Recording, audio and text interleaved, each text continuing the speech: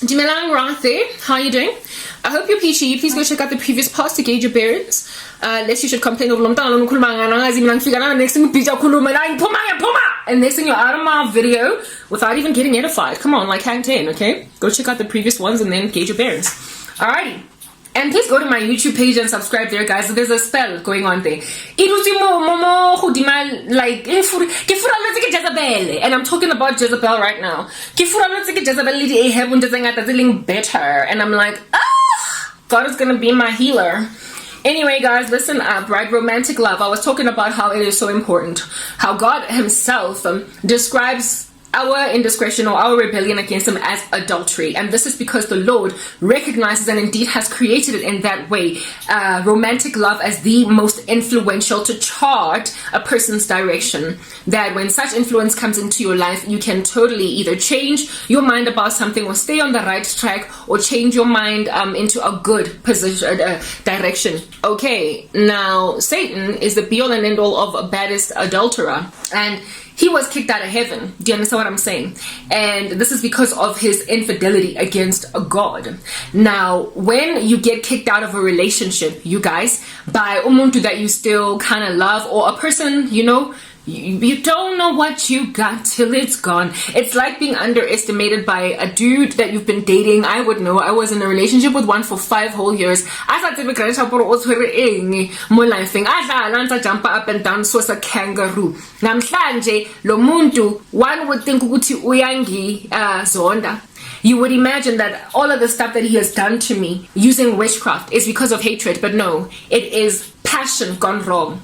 Crimes against God are crimes of passion. You know, crimes of passion in criminology are crimes where people who are in love with each other, or people within a romantic ecosystem, kill each other. They hate each other. So umfazi magabula, femicide is a crime of passion if a boyfriend has killed a girlfriend, or a husband a wife, or even what you call this, like a love interest, a guy ofunayo but you me. If he then kills you for that, that's a crime of passion.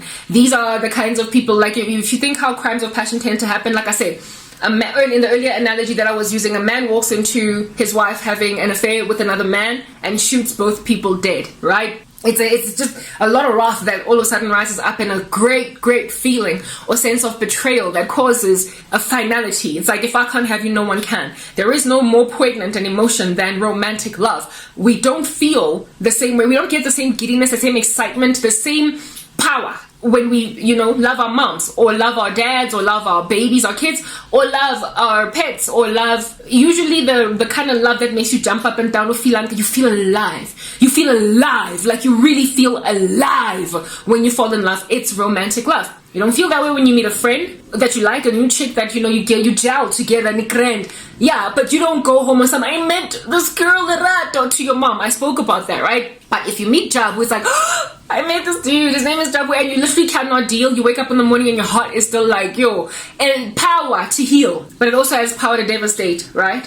God did it that way. And so, and again, the first ever relationship that happened on the earth was between a husband and wife. That kind of love. And God emphasizes the importance of this kind of love all throughout the scriptures, to a point even of calling his son our husband and we his wife. And those of us who dishonor him are adulteresses. We are sinning against the mighty one of Israel, and in an adulterous capacity, right? That is how the Lord looks upon romantic love. It is therefore important to track back and look at things that way when you're dealing with the psychosis of Satanists, of witches, harlots, of the dark arts. You need to realize that these are people who are like Satan. They have literally been kicked out of heaven, and just like my ex-boyfriend, waking up making like Janet Jackson one day, don't know what you got till it's gone. My ex-boyfriend, ungi moshele is kati. I'm sorry guys, my nose is running and I don't want to like blow it all up in your grill, but you know what, we're gonna like do that. Okay, we're done blowing the nose, and I hope I did not distract you. That wasn't even blowing, it was more like just making sure that, like, you know, my runny nose is not whatnot. When I get hyperactive, my nose gets running. It's like laughing and nesting, you like need to blow your nose. Anyway, whatever, right? So the relationship, Satan fell out of heaven. My ex-boyfriend. Yes, I was talking about my ex-boyfriend. Sorry, my train of thought was distracted there. I dated the guy for 5 years, ne? So I was busy singing Pinaya Yemi Alade. See me see trouble when you gon' marry me, yo. See me see trouble, you best to marry me, yo. See, we've been dating for many years now. You want to leave me for lobola. See me see trouble, you gon' marry me, yo. Today, pressure. I'm not proud to admit this. A lot of women, especially in the black community, ain't proud to admit this. They are not proud to admit Ugba. There comes a time in these long-term relationships as in Kenya when you literally are singing a dude, when are you gonna marry me, yo? When are you gonna marry me? I know you gonna run away with my years. You took away 5 years of my life, so you gonna marry me? Today, to a point where a whole bunch of women go by or something. I don't know what a spell to make a man marry you is called. I know the one to force a man to love you is korobela.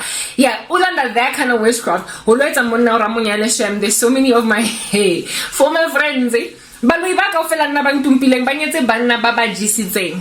On some nake go zamme but ne re jola 5 years ka fela no etsang 7 and nake tletsang ntse ke le in a relationship for almost a decade usanyana. Ba ba shapa ka and now they're stranded in marriages where akuna thando.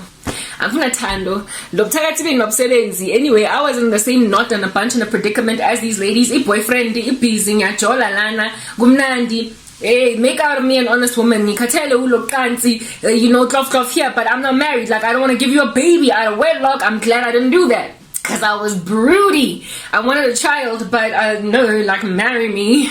If you want it, then you okay? That was Karaba, but thank God I got born again at the age of 26. So literally shortly after breaking up with him, I was actually quite convicted of Christ in the relationship. But then after, like, we broke up officially, God is actually the one that helped me stay broken up with him because I struggled to not go back because to a certain extent, which is another thing in Borang. Propose. It's like, what are you doing? Making sure I don't go out, I'll propose anyway. So he wasted my years. He wasted my time, 5 years in total that we were together. This random buffoon, Nekimu Binela see me see trouble when are you gonna marry me? And the dude didn't because I think maybe he placeholder or he was irresponsible or guys, I created bangs and manje they are eluding me, hey? They're eluding me, my bangs are no longer banging, and I'm like, what a betrayer you are, you're like my friends and family. My bangs are unfaithful. Why are my bangs unloving? Anyway, how long have I been talking for, Lana?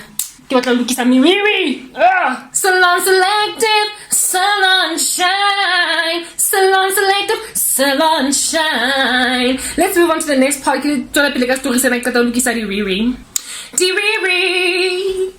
Riri.